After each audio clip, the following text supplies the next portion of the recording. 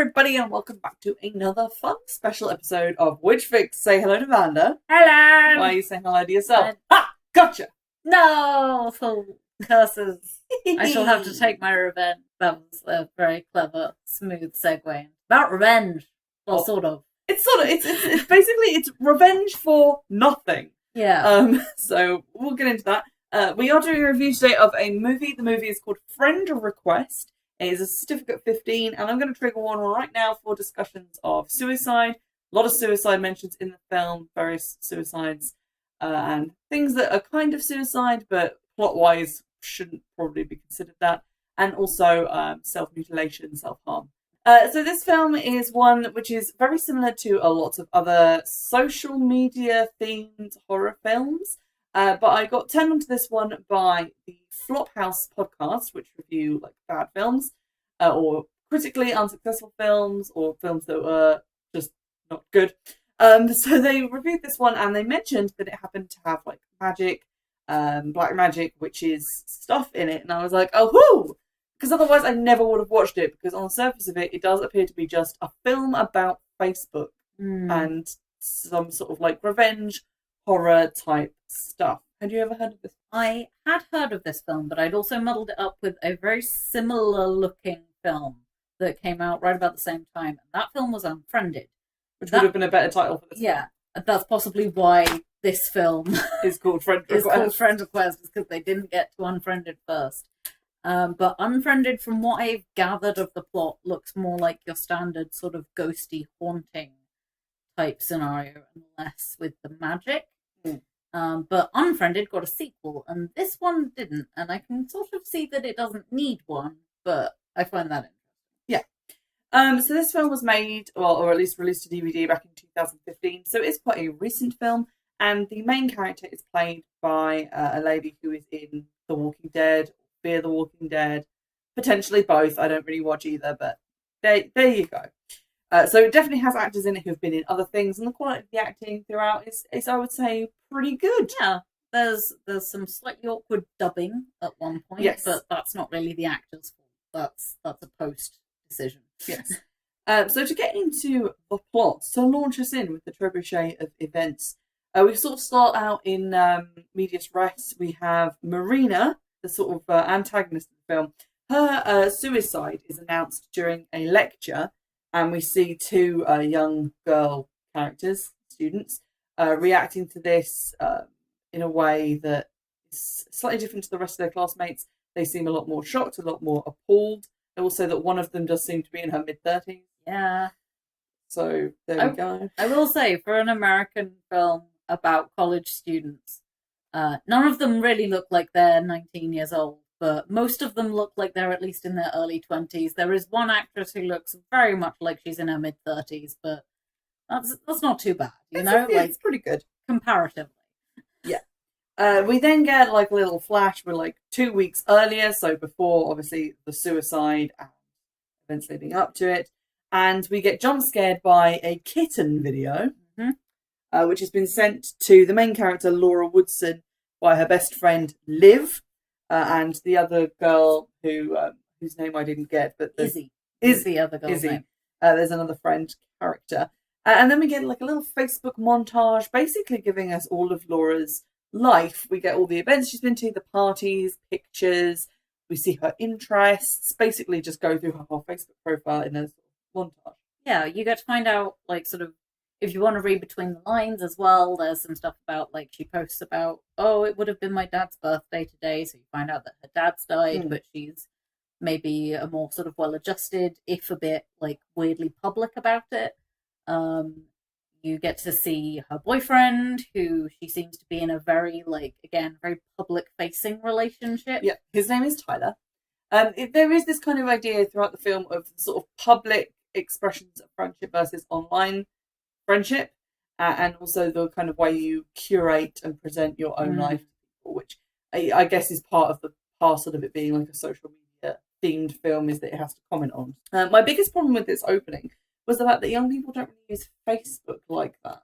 Yeah, I mean, it's tricky because Facebook has been very slowly declining over the past, like, now it's all like few years. Minions memes about anti-vax stuff. Yeah, like generally speaking, the people who are currently in college or university who are using Facebook are mostly using it to share memes. Like, it's less sort of, or to promote a particular thing they're doing. Yeah. Like, I feel like for the purposes of the movie, it could just have easily have been Instagram, because it seems to be mostly picture focused, as we'll see as we get into more of the plot, and about followers / friends. Yes. It could honestly have been any social network. I think Facebook is possibly the one that like allowed them to have the license or whatever. Yeah. But I think if it is going to stick with Facebook, you might have to kind of imagine it's more like 2008. just sort of pretend that it's way back when, and it'll be fine. Now we find out that she's doing a psychology course, and her professor is doing a lecture on internet addiction disorder, which he says often is a manifestation of other mental illnesses such as depression, which is kind of an interesting idea and a theme, because obviously Laura seems to be quite obsessed with Facebook. All the interactions we see involve Facebook in some way. We were going to get a bit more into her character, but she remains kind of, to a certain extent, a closed book. Yeah, it was an interesting one because she, like, all of the main characters are very online. Like, they are pretty much in every scene. They have a phone or a laptop or something. And I like that, in a way, that wasn't treated as necessarily the, like, bad thing. Yeah. It was just this is a fact of life now. And if this were, like, 200 years ago, it would be the same sort of story, but just with a different, new and weird object that's captured everyone's excitement. What I liked about the book. What I liked about the film, to a certain extent, was the kind of modernization of the subject matter that it deals with later on, which we'll get into when we reach it. So from afar in the cafeteria one day, we see Laura being noticed by someone who is basically, I think, what Bella Swan would be if she wasn't a teenage fantasy. It's just this girl who's very pale, sitting alone with a sort of grey hoodie up over her sort of black straggly hair, and she has no eyebrows, which is explained later because she like pulls out her own hair as part of a mental disorder. But she is staring at Laura, and Laura kind of shyly like smiles at her, like, "Oh, we've made eye contact," kind of way. And then we're introduced to this character being called Marina. And then later that day, Marina, whose Facebook name is literally first name M.A., last name Rena, as in there's no last name on there. We see her page. She sends a friend request to Laura, and Laura comments on the fact to her friends who are around at the time that this girl has no friends. She has a 0 friend count. And when we see Marina's Facebook page, there's a lot of ominous black and white drawings that she's done. And also, under her interests, I only noticed one in the sidebar, because there were quite a few, but the one I fixated on showed that she had an interest in magic with a K. So we're already introducing this idea of like witchcraft. We get to see some of the artwork that she's done in the sort of little animated short. Yeah, I think they're supposed to be gifts, possibly. Yeah. Because they, like, there's some of them cycle through the same kind of image over and over, whereas some of them look like longer form videos. But generally, she seems to be some sort of like animator. Yeah. And lots of the artwork has to do with forests, a house burning, various dark, ominous buildings, mirrors, broken mirrors in particular, a pale girl with dark hair who appears to be Marina, and various other things. But it's kind of in a slightly cartoony look. It's sort of like a gothic, slightly scary cartoon, but in a kind of a Tim Burton sort of way. Like sort of Emily the Strange, Tim Burton type thing. Laura sort of looks at these and says, "Oh, she's really talented. She's really cool." She accepts the friend request because she just, wants to be nice. And then we see her hanging out with Marina as they walk to class, which they have psychology class together. And she's trying to be nice, just friendly, because Marina is a recent transfer. I will say that at this point, like, and in fact, throughout the movie, Laura comes off as like a really nice character. Which is why I said it was sort of a revenge movie that's revenge for nothing, because she does try and do the right thing. Yeah, like there's no this type of film where there's the social outcast who, like, I'm sure even if you haven't seen the movie, you're already starting to piece together where the plot is going to go at this point. And a lot of these types of films exist where it's really more a group of popular bullies get what's coming to them, Whereas this is someone is just generally trying to be a nice human being and get sucked into something that is way over their head purely by way of someone else's reading into the situation.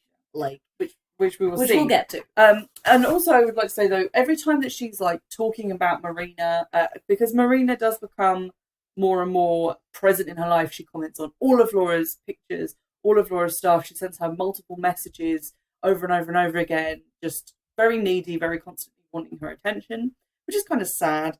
But when Laura voices concern to her friends, they act like complete jerks. They're very derisive of Marina. They call her a creepy bitch and various other things like that, and say that she should just drop her, but Laura doesn't want to be mean. Laura doesn't want to do that, but I will say, like, at this point, I thought it was quite clever, because this is a situation I think pretty much anyone who has been online has been in, where, you know, you've thought, oh, okay, well, sure, you know, we can follow each other, whatever, you know, and then someone ends up getting too clingy, and you have to sort of make a decision of, like, do I want to try and, like, foster this relationship, or am I gonna kind of edge my way out? Yeah, am I gonna, like, put a firm foot down? Like, what's gonna happen here?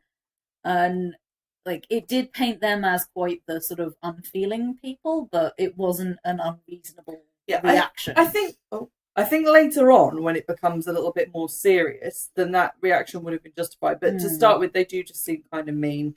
But then Laura has a very weird dream. Well, she gets woken up by a weird noise in the middle of the night. It's a sort of tapping sound. She goes to the window, and it's a bug, which is later, I think, revealed to be a black wasp.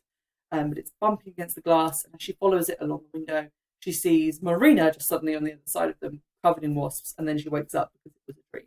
So the atmosphere at the moment, very creepy, very tense, and we already know that obviously Marina's going to kill herself, so there's quite a lot of tension building up. Because this behaviour is so weird, Laura goes back through Marina's profile to see if she can find out a little bit more about her, and underneath all of the kind of gothic, spooky cartoons are even weirder stuff, which seems to be photographs. It's sort of more realistic.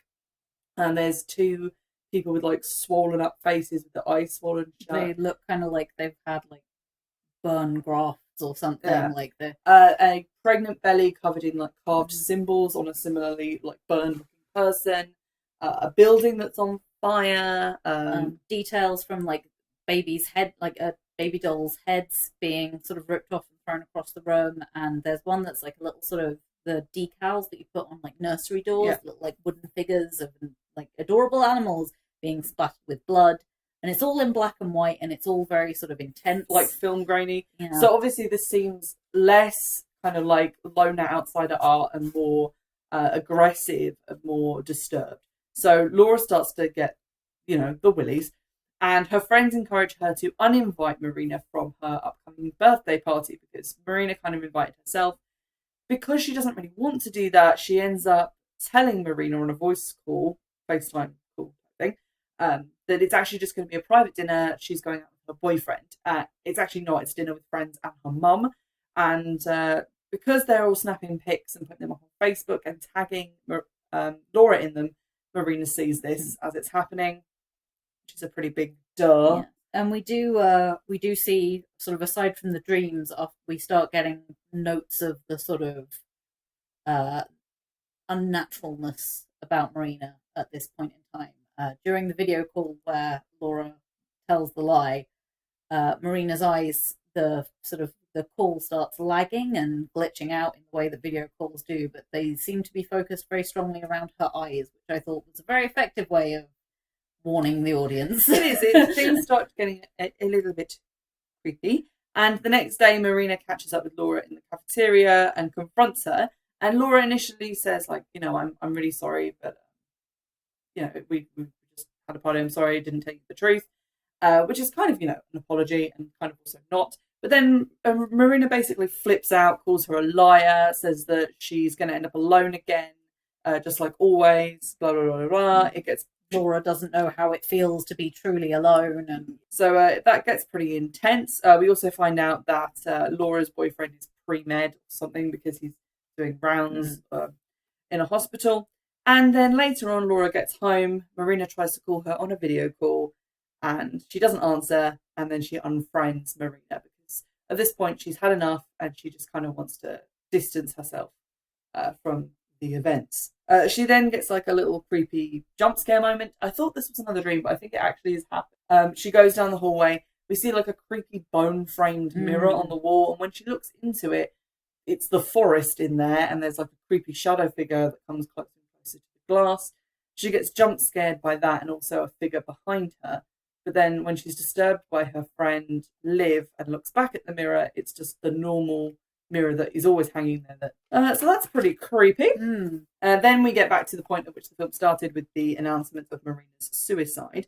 But we get two pieces of information straight away, which are even more creepy, I think, than the information about the suicide, which is that no one knows where she killed herself because she videotaped it and put it up on the university website, but she wasn't in her room. She was in some sort of unknown location, so they haven't found her body yet.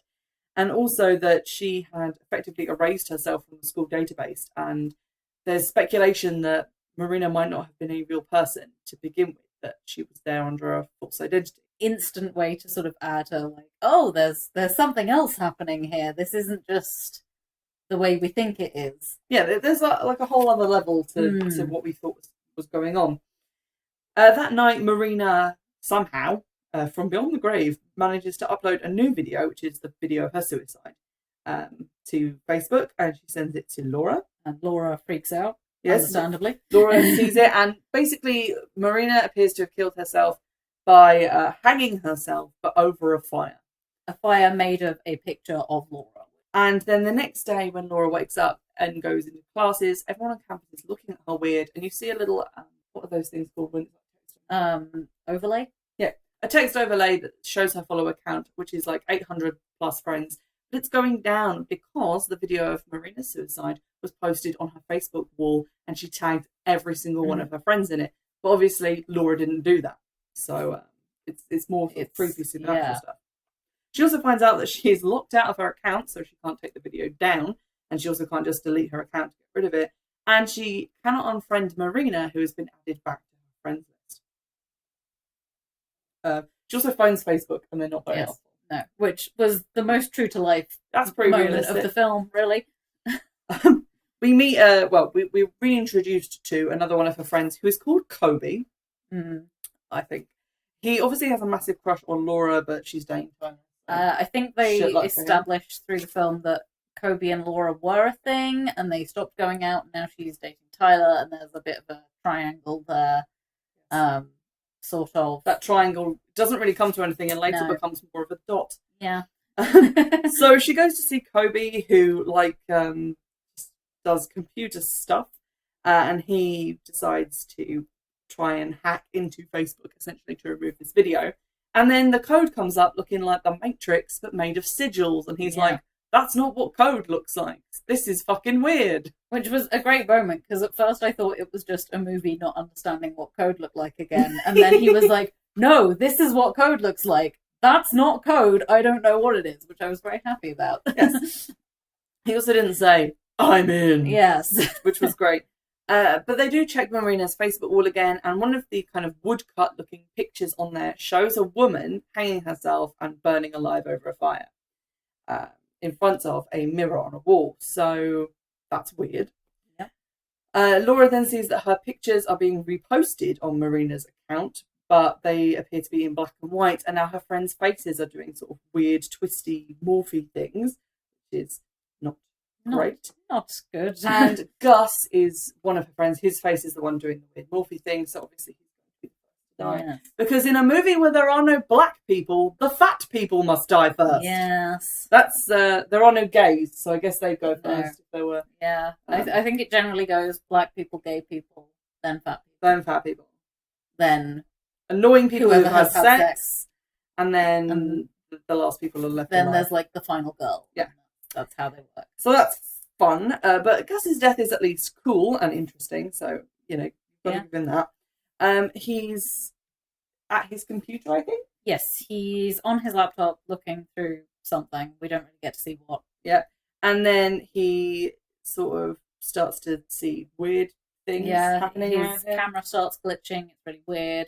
And then his computer just blacks out, and you get to see. Oh no, the other weird thing happens first. Yeah. Okay, so he's been friended by Marina, and then he notices that his computer's going kind of apeshit, and then it goes to a black screen, and then he looks at it with the image of himself, and it is like, that's weird.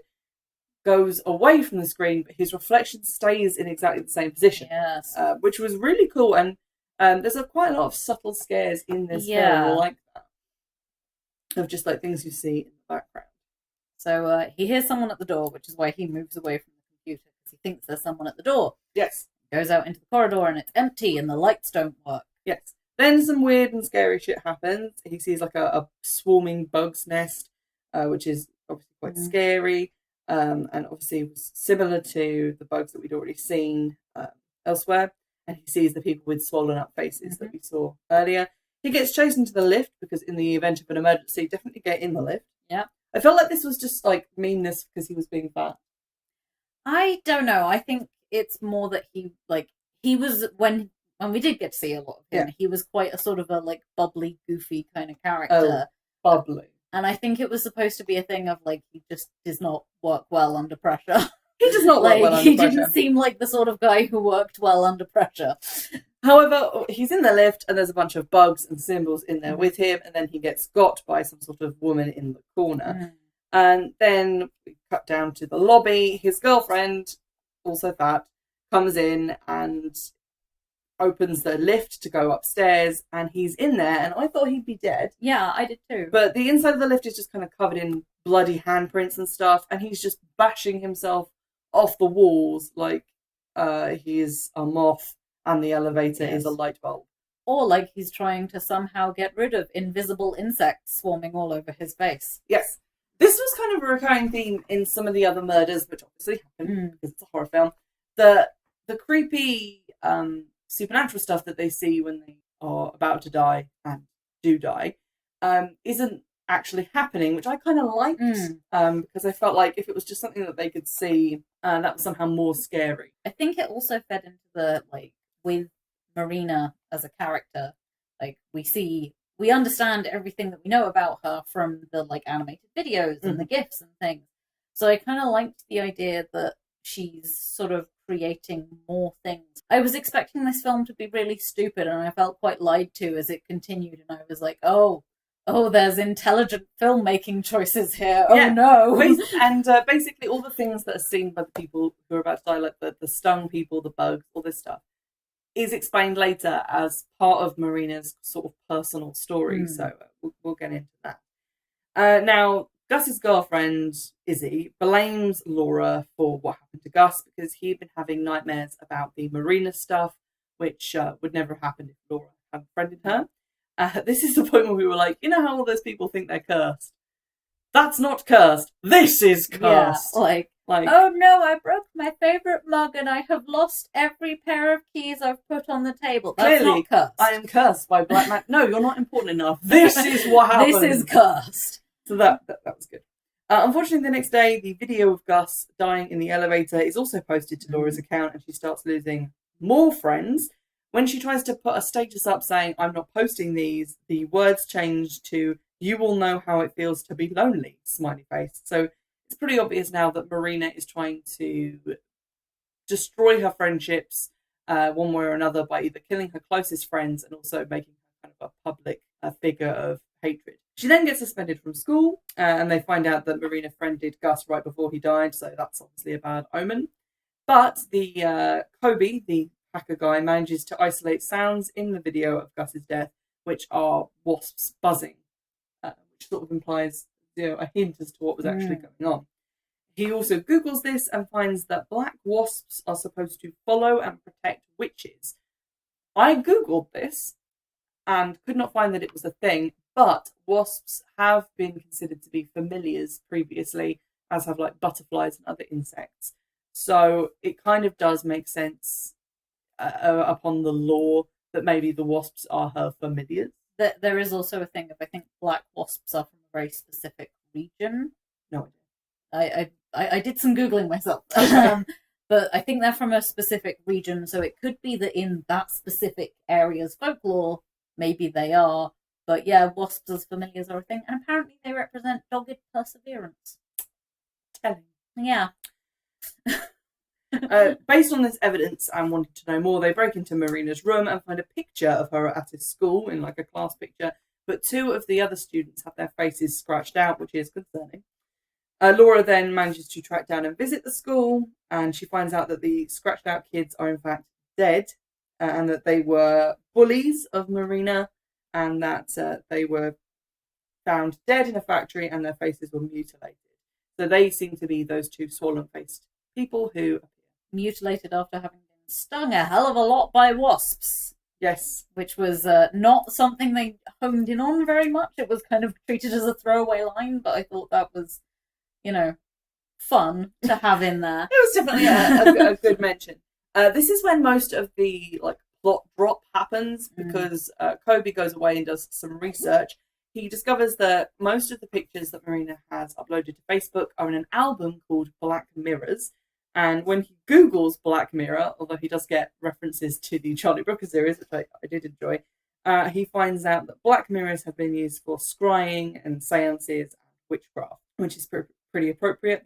And at the same time, we find out from the teacher at the school that Marina was a ward of the state because she was an orphan and she was bullied. And so she would spend a lot of time online in corners of the internet where she saw things no child ever should have, which seems like a failure of the school. Mm-hmm.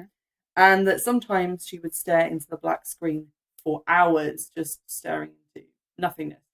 So it's kind of clear from that the black screen is therefore functioning as like a Black Mirror, but like a modern technical version. Which I thought was really cool because it is very jarring when your screen suddenly blacks out and you see the worst angle of yourself staring back at you, oh. But yeah, also I just really liked that they went to Black Mirrors as a thing, because that's an underused tradition. But I quite like that they went there instead of I don't know, some kind of bullshit with there's crystals in your phone or whatever. There's crystals in your phone. Tyler then starts posting on his Facebook to kind of try and defend Laura, but he feels a sharp pain in his head when he does this and pulls a wasp out of his ear with tweezers, which is horrifying, but also great. Laura then asks Tyler to get Marina's confidential medical file so they can find out, where she came from before she was at the school, which he agrees to do because he just pulled a wasp out of his ear. Yeah, he's starting to get the idea that something weird is going on and that it's not just that her Facebook got hacked. We then get some sort of generic spooky scenes of Liv taking a spooky shower, Gus's girlfriend looking at pictures on her phone and going funny. But Gus's girlfriend, Izzy, is definitely the next one to go. Her frozen image is again seen on the screen even after she puts the phone down. And when she goes to the window, she sees a burning house just outside. The world outside is gone. It's just this burning house. And then there's a burned pregnant lady. She gets chased down a corridor to find her own body post-suicide. And then she kills herself, essentially. Yeah. But then when they look at the footage later, the hospital, which she was walking through going, is anybody there? Because it was empty. You see her doing that, but there are people around, which I thought was amazing. Also, when she was going through, it seemed very late at night, but the security footage suggests it was clearly during fairly busy hours because, people were no one tried to stop her moving or anything, but they sort of were looking at her very weirdly. Yeah, I kind of judge the hospital people for not helping her. So this video also gets uploaded to Laura's page because that's just a thing we're doing now. Mm-hmm. And she's now down to 200 friends. Liv then tries to delete her account, theorizing that obviously if she can't get friended by Marina, she can't be murdered by Marina, which is something that we've been saying since the first one. But she is unable to delete her account. She also can't unfriend Laura. Yeah. So they're all pretty much locked in. I think it's everyone who's at the birthday dinner. Yeah, everyone who was in that photo that got posted at the very start of all of this is a locked-in target and is fucked. Yeah. Tyler uncovers the story behind Marina's childhood. Basically, she was the only survivor of a house fire, or essentially the only survivor of a house fire. We'll get into that later. And then Kobe explains about Black Mirrors. He says that the suicide that Marina did and that was depicted in the woodcut is a ritual used by a witch to create a revenge spirit. And if they were desperate enough, they would do this so that they could kill their enemies even after their deaths. And that the only way to stop it is to destroy the original mirror, in this case, Marina's laptop. So that's a pretty nice kind of tight plotting of the story. We have a clear goal. I will say this was like, I felt like this movie was very well paced, especially compared to like certain other horror films I've seen, where you know what's going to happen and you're just waiting for everyone else to catch up. It's like, this was very well paced, and I think nothing sort of lingered for longer than it had to. It built the tension, it dealt with the tension, we were done. And it invented just enough stuff, like, because obviously Black Mirrors are a real thing, but obviously I think this ritual was made up for the film. But it invented just enough stuff that it had stuff to reveal to you, but at the same time there was kind of enough general knowledge there so that what it was inventing felt like it made sense and was accurate. Could feasibly have been a thing at some point. I had a lot of time for this movie. It was quite good. Liv then does something sensible, which is, I mean, she is 30, so she should. Yeah. She locks away all her screens, but then she sees a bunch of printed symbols coming out of the printer. Which are moving about while they're on the paper. Yeah, which is really cool. But we see that it's just Laura printing out a bunch of stuff because she's trying to find clues to try and find Marina's suicide location and ultimately the laptop. We find out that the house that burnt down was a commune for a cult, and that the only surviving person was a pregnant woman, and they kept her basically alive even though she was brain dead until she gave birth to Marina. And Laura surmises that Marina was alone in the womb for months, and so has always been alone even prior to birth, which is, you know, pretty intense. Yeah, like, as dark origin stories go, that kind of cocks Batman into it. Like, don't cock Batman. Do you mean knocks him into a cocked hat? Yes, but also cock slaps him. Okay, slaps him into a cocked hat. Yeah, with a dick of, like, my origin story is sad. Trying to be serious and review things here. It's like, penis. I love it. Because of seeing the pictures go funny, Laura realises that Liv is next, so they hurtle back to Liv's house just in time for Liv to jump out of a window onto Tyler's truck. But she is still alive and taken to hospital. And Laura then leaves Tyler to look after Liv and goes with Kobe to the burned down house to try and locate the laptop. Unfortunately, Liv gets possessed again because she's next to the vital monitoring screen. There's enough technology for this witch to get through. Oh yes, this witch is very good at screens. So she then attacks one of the police officers assigned to guard her, takes his gun and shoots herself in the head. Yep. On arrival at the burned down house, Kobe gets a notification on his phone that he has been friended by Marina. So he knows that he is next and seems very freaked out. They check the house. They check the house's basement and find wasps' nests, carved sigils like in the walls, lots of smashed mirrors. So obviously nothing good was happening. Plus some general sort of old-timey Victorian style decor that was just there to goth up the place, really. Probably not intentionally creepy like the other stuff, but it added some stuff. Yeah. They get separated, and Laura then tries to locate Kobe in the basement. He's just Blair Witching it up in a corner. Yeah. And when he turns around, they get really close, and it seems like they're going to kiss, because it's felt like through the movie she was kind of moving away from Tyler and towards Kobe, because Kobe kind of believed her about this stuff and Tyler kind of didn't. But then, oh snap, Kobe just stabs her in the stomach because he has sort of theorized that basically Marina's intention is to make Laura lonely. And if Laura's dead, there's no point in killing her friends to isolate her further because she's dead and she won't care. So he's decided to stab her. Yeah, which was one of those moments where, like, this is what this film does really well, is, like, even when people are doing things where you're like, oh my god, how could you do that? You can fully understand why they did that. Exactly. There's sense to it. There was a whole lot of sense. Like, even Marina, to a certain extent, once you find out, like, her backstory and stuff, she's still evil. Like, what she did is still wrong, but you can kind of understand where she's coming from and what her goal is. It's like a disproportionate emotional reaction, but you can still understand it as an emotional reaction. Exactly.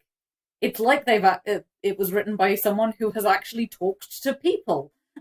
It's amazing. Which is not a given in a lot of films. Laura runs away from Kobe because, he stabbed her.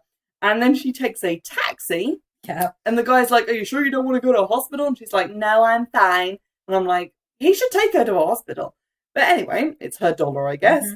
So he takes her to the factory, which she realizes is the location where the suicide happened, because it's depicted so much in the artwork of Marina, and also the story of the bullying children who were like, it's where they died, so therefore it's probably somewhere Marina is drawn to. Yes. So she goes there, but she also texts the address to Tyler. Tyler Tylenol PM. Tyler Cyrus. No.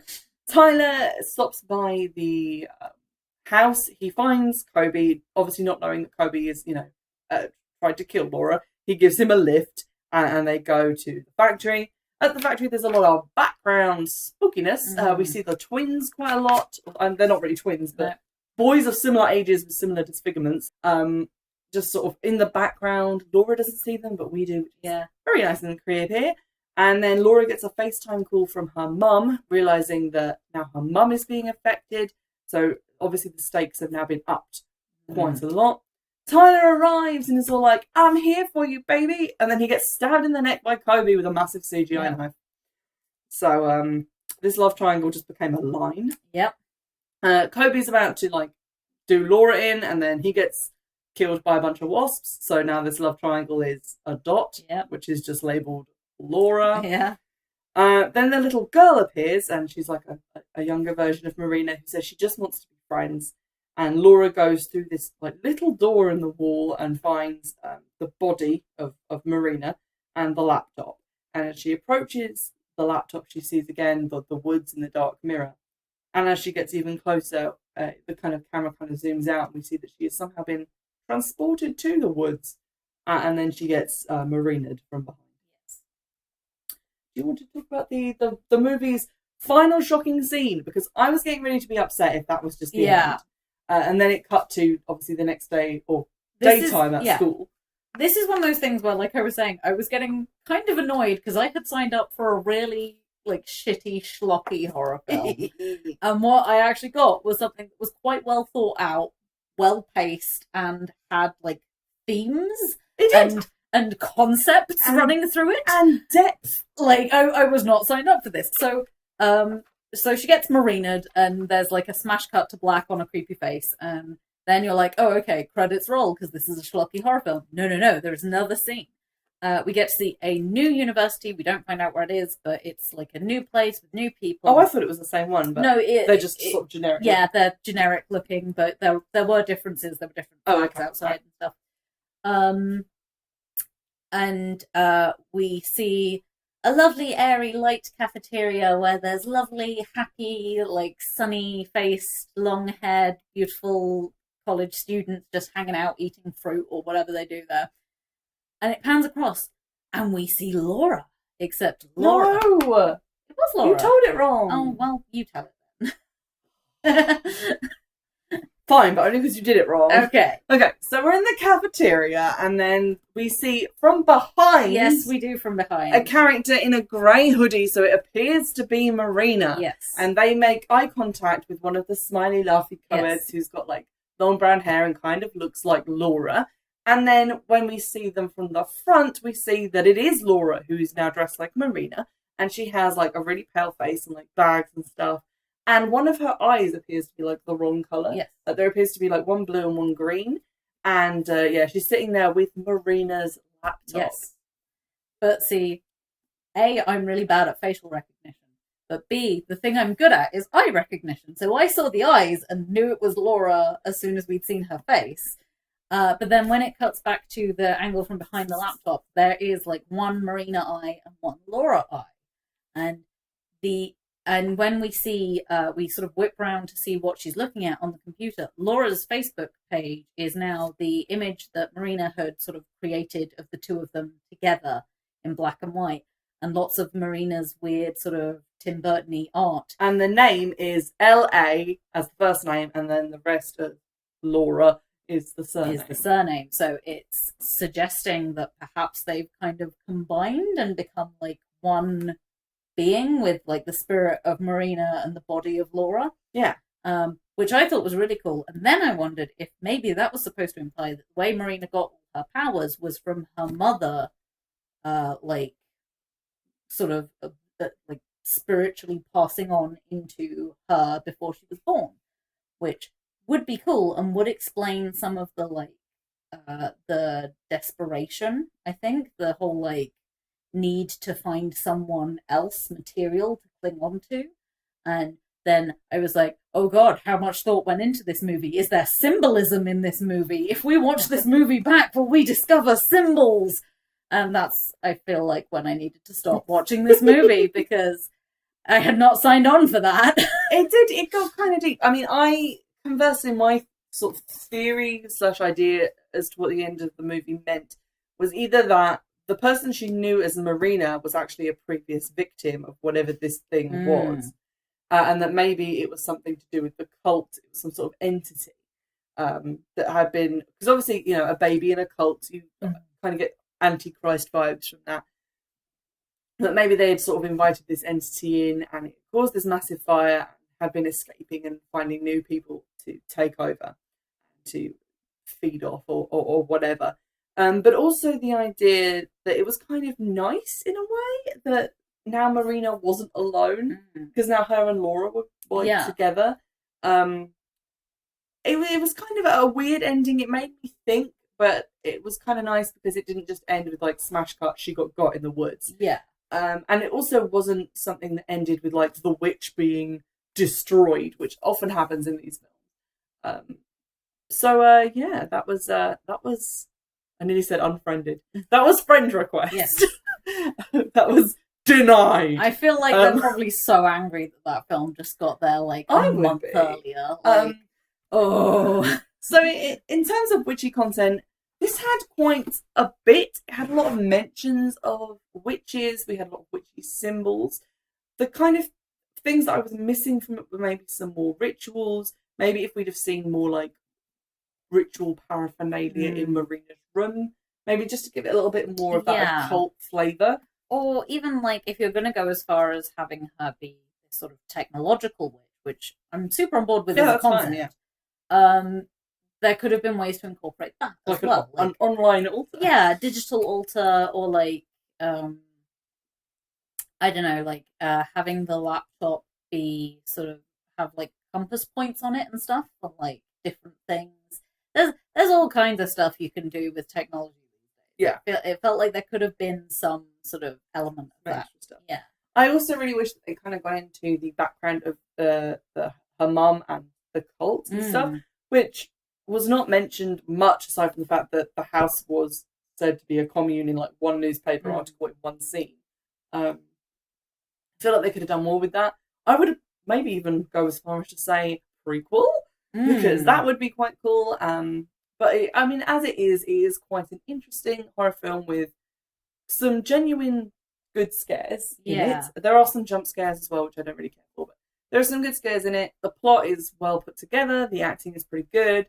The conclusion, rewarding enough to get through the movie for, and a decent amount of witchy content. Yeah, it definitely sort of stood up against a lot of other terrible horror films I've seen.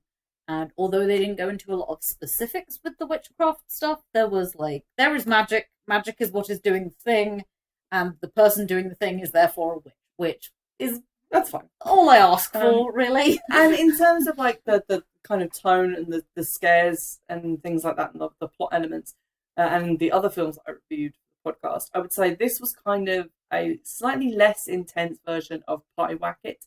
So if from when I reviewed Pie Wacket that sounded too scary, this is a pretty good alternative. It did make me want to watch the Unfriended, just to find out if it's like as similar, if this is like a sort of Disney, non-Disney knockoff situation. You were going to have to start your own podcast, which is just films similar to films reviewed by Witchfix, which don't have any witches in, but with like a snappier title. Yeah, I think that would be the best podcast ever. Anywho, thanks for listening, and thank you, Vander, for participating in these fun reviews for these horrifying films that I make you watch. I enjoyed being incredibly grossed out by the wasps. They were so waspy. And for the rest of you, I will see you in the next episode. Bye! Bye!